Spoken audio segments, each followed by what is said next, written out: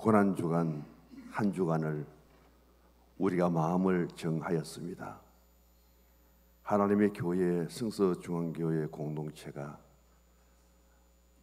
고난 받으신 우리 주님이 섬기는 제단에서 우리의 기도를 원하셨습니다.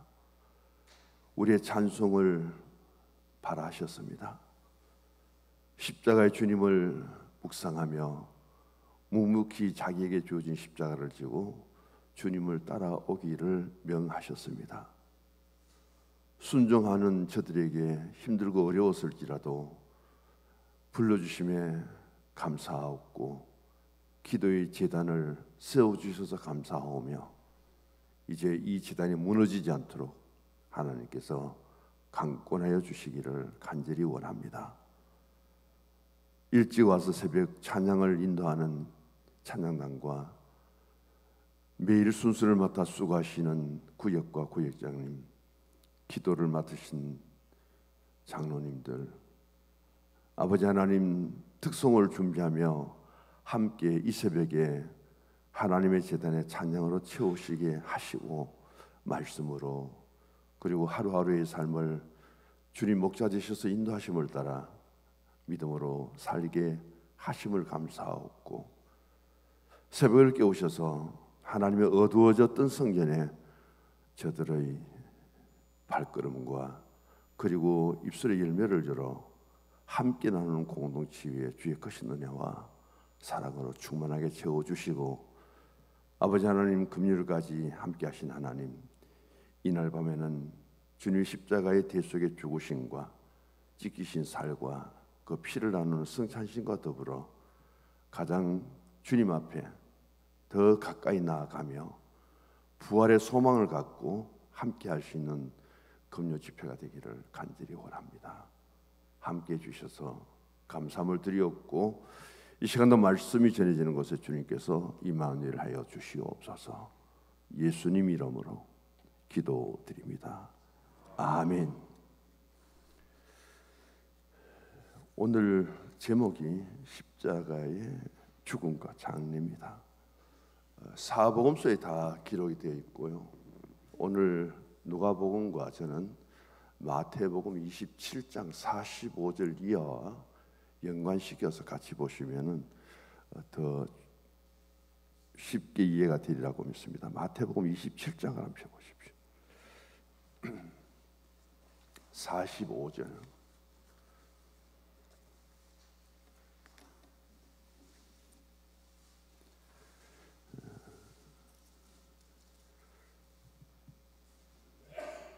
예수님이 지난 밤에 겟세마네 동산에서 기도를 하시다가 체포를 당하십니다.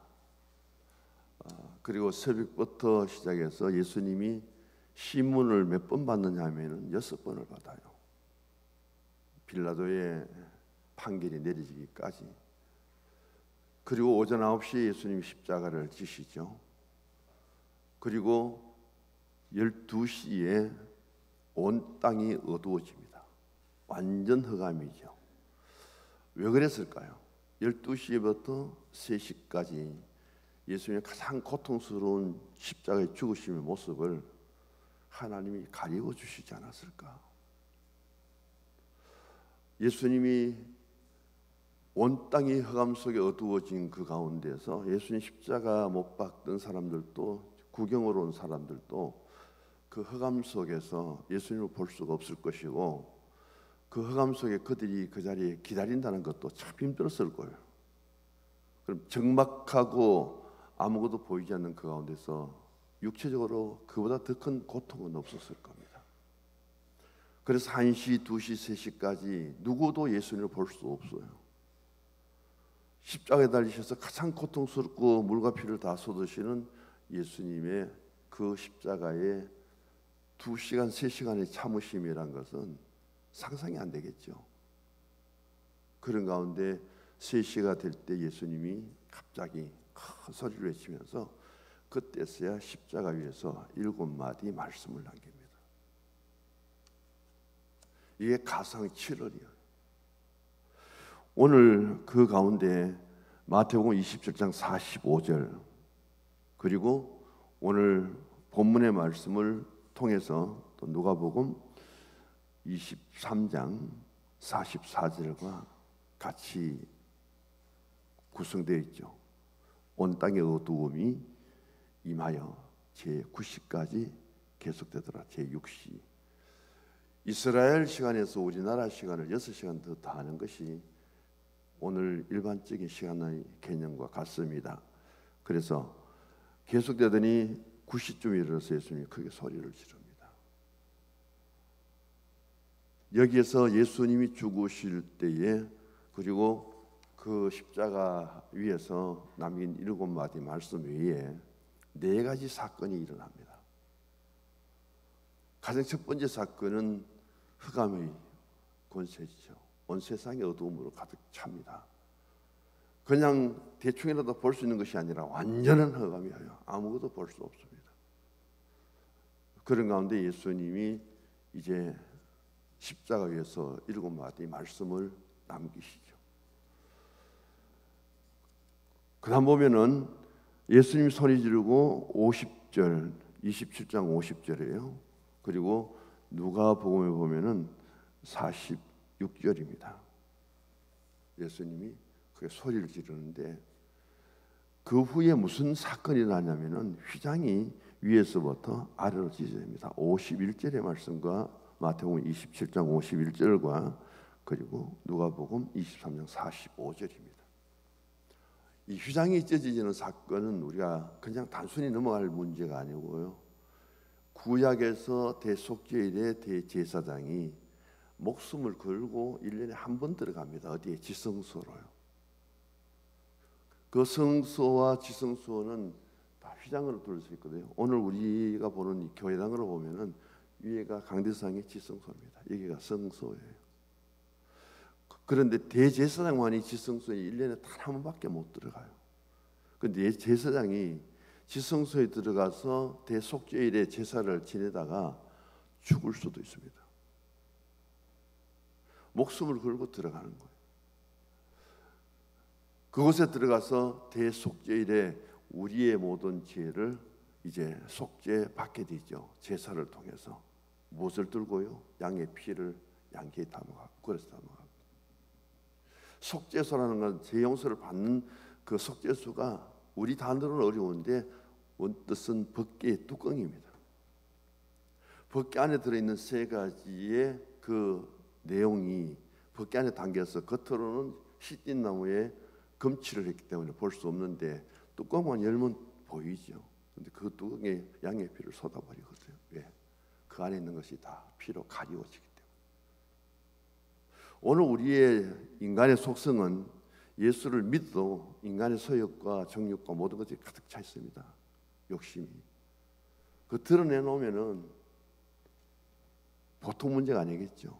예수의 피로 다 덮어져서 우리의 그런 죄의 속성들, 용서받은 우리의 구원받았지만은 사람이 사는 동안은 그런 인간의 속성을 다 떠날 수 없습니다. 그런 것을 예수님이 피로 우리를 감싸고 계신다. 그런 의미에서 제사장이 들어가고 그 다음 휘장이 쳐져 있는데 누구도 저 위에 갈 수가 없어요. 근데 예수님이 십자가에 달리셔서 이제 운명하실 때에 휘장이 아래로 보판이 그대로 쫙 찢어 중앙으로. 그래서 누구도 들어갈 수 없었던 저곳에 예수 이름으로 들어갈 수 있는 길을 열어놓으셨다. 대제사장이 1년에 한 번씩 그 양의 피를 갖고 대속죄일에 제사 지내던 그 제사도 이제 완전히 완성되었다. 그런 것을 통해서 이제 율법 안에서 주어진 구약의 5대 제사법을 통해서 하나님께 나아가던 그 모든 것들은 제 대제사장 안에 누구든지 들어갈 수가 있고 그 제사법은 완성되었기 때문에 이제는 없어져도 된다. 없어진다는 거죠. 그런 깊은 의미를 갖고 있습니다.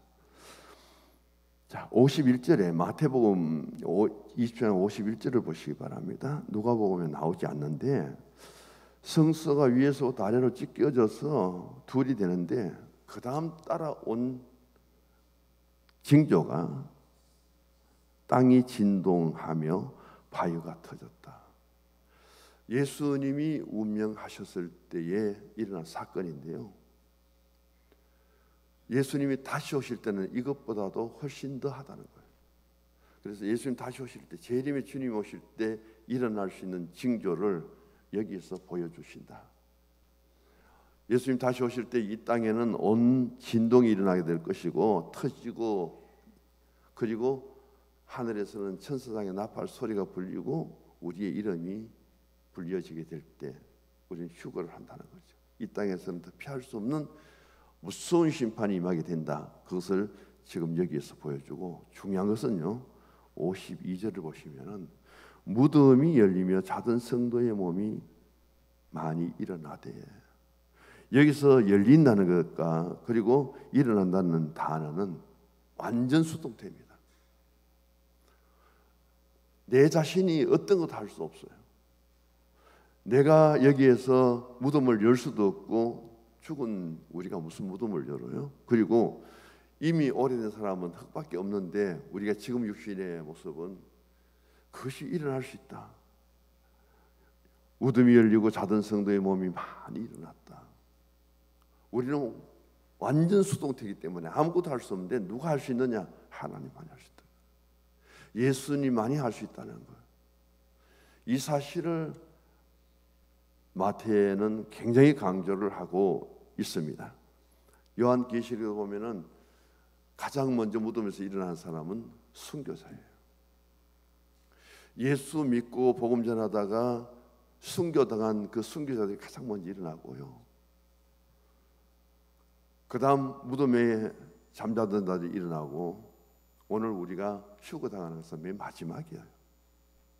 그게 주님 다시 오실 때 부활의 절차입니다. 여기에 또 고백이 나옵니다. 54절 마태복음 27장, 그리고 누가복음 47절에 백부장입니다. 이 로마 군대의 장교예요. 이분은 예수님의 빌라도 법정에서 사형 선고를 받고부터 지금까지 예수님의 십자가 사형을 집행했던 사람입니다. 예수님을 때리고 십자가에 짊어지고 그리고 가서 못을 받고 예수님이 십자가에서 죽는 모습을 그 현장에서 직접 지휘하였고 그것을 지켜본 사람이에요. 근데 예수님 십자가 죽음을 보고 말씀하시기를 마태복음에서는 진실로 이 사람은 하나님의 아들이었다. 이 사람은 내가 봐도 정말 죄가 없는 완전한 의인이다.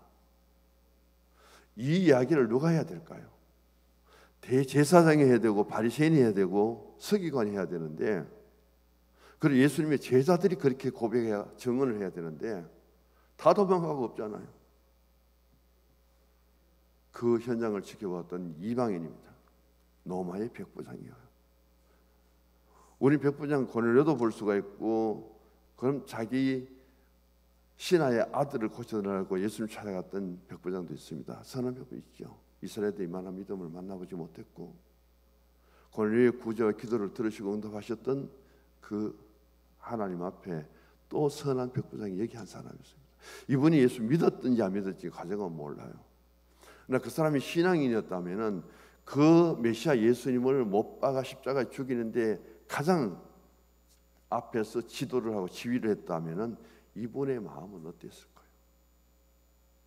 우리 같은 신앙가였다면은 내 죄 때문에 예수님이 고난당하시고 십자가 지시는 그 과정을 직접 자기가 로마 법에 의해서 실행을 해야 되는데, 자신이 가진 직업 때문에, 자신의 맡겨진 사명 때문에 일을 하지 아니할 수 없는 그 순간순간을 이 백부장은 어떻게 지켜보았을까요? 그리고 마지막 남긴 말씀은 이분은 정말 하나님의 아들이다. 내가 아무리 지켜봐도 이 사람은 의인이다. 그런데 그 하나님의 백성들, 유대인들은 다 어디 갔습니까? 그래서 지켜본 제자들은 다 어디 갔어요? 이방인이 예수님 앞에 십자가의 사건을 보고 가장 먼저 증언합니다. 이 사람이 하나님의 아들이다. 이 사람이 완전한 의인이다. 우리 예수 믿고 제자라고 하면서 주를 따랐던 우리 자신들이 너무 부끄러워요. 이 백부장 앞에 너무 부끄러워요. 뭘 했느냐는 거예요. 그런 것을 통해서 우리 십자가 사건을 지켜봅니다. 오늘도 우리는 예수님 십자가의 주님을 바라보면서 주님은 정말 하나님의 아들이셨고 진정한 의인이었고, 나는 무덤 속에서 무덤을 열 수 있는 힘도 없고 나는 일어설 수 있는 힘도 없는데 나를 일으켜 세우신 분도 하나님이세요. 나를 다시금 부활케 하시는 분도 하나님이시지 내 자신이 될 수 없다는 거잖아요. 그런 주님의 십자가를 바라보면서 우리는 오늘 무엇을 고백해야 될까요? 이런 가운데서 예수님은 운명하셨습니다. 오늘 저녁에 가상 7원에 대한 말씀을 하기 때문에 생략을 하고요. 예수님이 이제 죽으신 것 무덤 장례입니다. 복음서 마지막을 보면서 너무너무 안타깝죠. 예수님이 십자가의 죽으심을 통해서, 달리심을 통해서 제자들은 누구도 나타나지 않습니다. 예수님 십자가에서 마지막 부탁한 것 중에 하나가 요한에게 자기 어머니를 부탁한 것 외에 없는데, 그때 요한이 그 앞에서 있었으리라고 생각하고 나머지 11제자는 없습니다. 그 후에 제자들의 모습은 찾아보지 못하잖아요. 예수님 십자가에 홀로 달려 있습니다. 이제 오후 3시에 예수님이 운명합니다. 가장 뜨거울 때예요. 지금 우리의 더위는 상상이 안 됩니다. 이번에 우리 축구 선수들이 태워가서 그 아시안 월드컵을 예선을 치르는데 그날은 30도밖에 안 됐다는 거죠. 그럼에도 숨이 막혀서 그렇게 힘이 들었다. 태국 선수들이 거기에 살면서도 쓰러지는데 얼마나 한국 선수들은 연습을 많이 해서 태국 선수보다 더 많이 뛰더라는 거예요. 거기에 감동을 받는 거죠. 그 예수님을 그대로 두시면은 날이 어두우면은 광야에 짐승들이 날아와서, 원래 독수리죠, 그 예수님의 시신을, 사형자의 시신을 뜯어먹습니다. 그렇게 버려두는 거예요. 또 로마법에 있어서 십자가의 사형수는 장례가 없습니다. 십자가에 가장 흉악한 죄인이 달려서 죽었는데 무슨 장례를 치러요?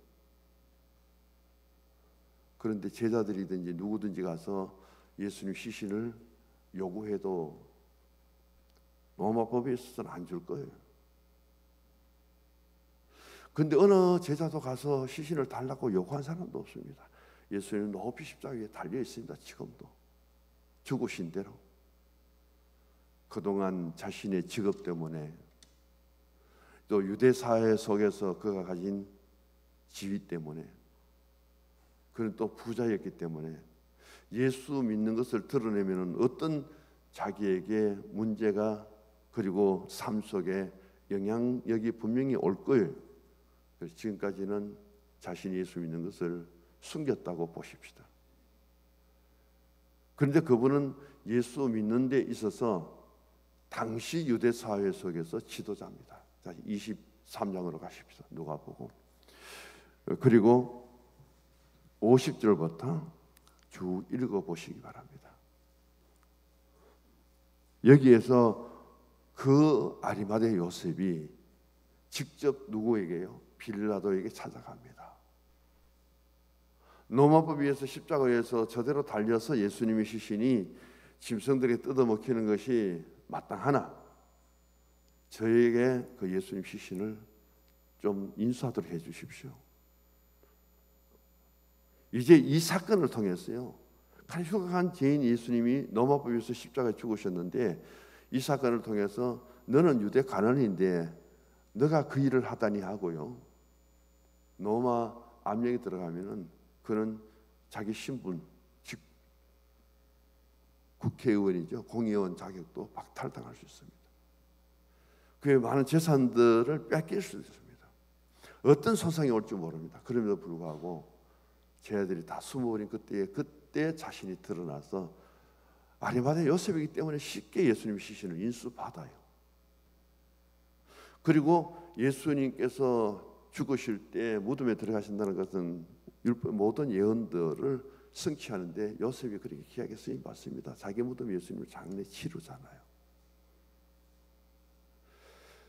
그런 것을 통해서 우리는 그렇게 마지막 숨어있던 사람이 가장 어려울 때 드러납니다.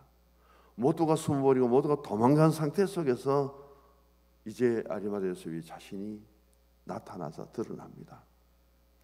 자, 56절에 보면은 이제 향품과 향유를 준비합니다. 여자들이. 그리고 요한복음 보면은 니고데모가 향품 모략을 엄청 준비해서 갑니다. 예수님 부활하셨는데 그 향품이 무슨 필요가 있습니까? 이걸 보면은 막달라 마리아가 향유를 300데나리온의 향유를 준비하고 예수님 머리에 붓고 마지막 그 예수님 장례를 준비하였다. 너무 좋은 일을 했다. 복음 전하는 곳에는 이 향유 사건은 유일하게 마리아가 하였다. 그것을 기억하고 기념하고 전하라고 말씀하셨죠. 나중에 아무리 많이 준비해도 쓸 수가 없잖아요. 이미 때가 지나가 버렸잖아요. 그러면 수요일과 교회일은 때가 있다는 겁니다. 해야 될 때가 있다는 거예요. 저는 이제 얼마 남지 않았지만도 지금 생각해도 그래 너무 고마워요. 지금 우리 교회 형편으로 이 교회 짓겠습니까? 지금 우리의 신앙과 우리의 형편으로 성서정에게 지금 이 교회를 우리가 건축하겠습니까? 하나님이 어떻게 우리를 감동시킬지 몰라도 지금 상태로는 못합니다. 그때 어떻게 감동을 주셨을까요? 그때 어떻게 시작을 했을까요? 그걸 생각하면은 저는 목회 가운데 그게 저한테 너무 기쁨이에요. 참 장로님하고 모든 분이 힘들지만은 그때가 아니었으면 지금 우리의 성전의 모습은 어땠을까요? 하나님 보실 때 그럼에도 불구하고 우리가 이 고난의 과정을 거치며 2024년 부활절을 앞두고 이제 이 교회에서 제가 더 부활절을 맞이할 수 있을 수 없을지 모르겠는데 그때는 일반으로 참석하겠죠. 제가 인도는 못합니다. 그런 가운데 저에게는 그게 가장 목회 현장 속에서 남겨놓은 저에게 남아있는 멸류관이라 그럴까요? 기쁨이요. 자, 그렇다면은 이제 주일날이면 부활입니다. 예수님 부활하셔서 우리의 인간적인 입장 같으면요, 누구에게 먼저 찾아가야 될까요? 예수님. 야, 너가 와서 나의 시신을 요구하고 그것을 시신을 내려서 그리고 향품을 바르고 예수님을 자기 무덤 속에 장례 지내준 이 요셉이 얼마나 고마울까요? 마땅히 요셉부터 먼저 찾아가야 될 것 같은데 예수님은 아니잖아요. 예수님 제자들부터 찾습니다. 찾아오니까 방 안에 가득하고 문 잠그고 벌벌 떨고 있고 엠마오로 내려가고 있고 바닷가에 고기 잡고 있고 제자들의 꼴이 말이 아니죠. 아리마대 요셉에게 너무 고맙고 감사하지만은 이 복음의 사실 예수님 십자가 사건을 전해야 될 사람들은 제자들입니다. 이 복음이 전해져야 되죠. 그게 최고 우선이죠. 그래서 예수님은 제자들을 찾으신 거예요. 여기까지 합니다. 오늘 새벽에 우리에게 주어진 기도 제목들을 생각해 보시면서 오늘 십자가의 죽으심을 바라보며 나는 어떤 고백을 해야 될까요? 앞으로 일어날 일들은 나는 완전히 수동태입니다. 내가 능동적으로 할 수 있는 건 아무것도 없어요. 주님 다시 오실 때 모든 일들은 주님이 하십니다. 우리가 할 일은 아무것도 없어요. 우리가 할 일은 지금 하는 거예요. 주의 지표를 값주고 사신 이 교회를 위해서 섬기는 것이 지금 우리가 해야 될 일이지, 주님 재림하셔서 그때는 우리 할 일은 아무것도 없어요. 우리의 공약에 따라서 그냥 주님 앞에 들림받고 잘했다 칭찬받고, 그게 우리에게 남은 신앙의 마지막의 모습입니다. 묵상하시고 하루를 경건하게 지내시다가 이날 밤에 또 우리는 성찬에 참여하면서 더 깊은 영적인 주님과의 만남과 교제가 이루어지기를 주님 이름으로 축복합니다.